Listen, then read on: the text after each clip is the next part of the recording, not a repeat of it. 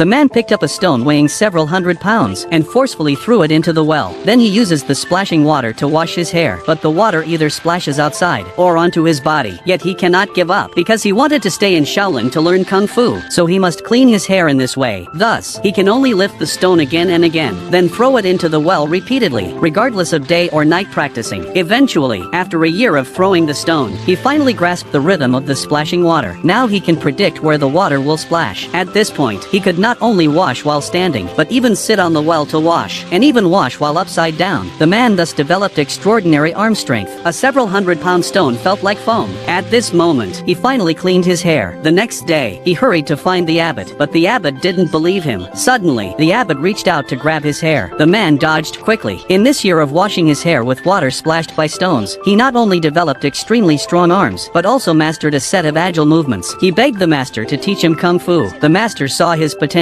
so he made an exception and let the man stay. But he needed to build bamboo sheds everywhere in the temple. Until the bamboo sheds were completed, he was not allowed to enter the training room. The man in order to join the Shaolin temple, so he began to build diligently. But when he saw the disciples below training their arm strength, the man couldn't help but imitate them from above. However, his hands were soon cut by the bamboo. Unexpectedly, he ignored the pain, constantly imitating their every move, even during his rest time at night. The next day when the man was working on the roof, saw the disciples below practicing leg techniques again, so he tied his legs to bamboo poles with bamboo strips, and his movements became more and more skillful. Then saw them practicing the wooden stake. The men built a simple stake out of bamboo poles, and practiced along with them. As days passed, he secretly learned Kung Fu while building the bamboo sheds. 2 years later, the man finally finished the bamboo sheds, but the master ordered him to tear all of them down. The man was furious. He jumped into the courtyard to argue with the master. It turned out that the man had a deep obsession, making him unfit for cultivation in the temple. The master had him build the bamboo sheds, precisely to let him secretly learn Kung Fu. Then the master tested his achievements from the years of secret learning. Unexpectedly, the man threw a random slap, which actually broke all the hardest bamboo poles in the temple. He looked utterly disbelief, never imagining his palm strike was so powerful. The master drove him to a training ground full of rapeseed oil. This level is a test of balance, but he stepped on the tiles, and his body was as light as a swallow. He could handle the slippery tiles with ease. The master was pleased. Subsequently, with a palm strike, he sent him to the next level. The temperature of the tin floor here is 3,000 degrees. The man jumped up directly after being hot. Master rushed into the formation, aim at him and use Shaolin absolute learning. This level is a test of dodging ability. There are sharp spikes all around. The man had to dodge both the master's attacks and the thorns, but he has practiced his stance to the point of being unpredictable. The sharp stakes did not hurt him at all. Seeing that the man passed all the tests, the master knew there was nothing more he could teach him, so he drove the man down the mountain.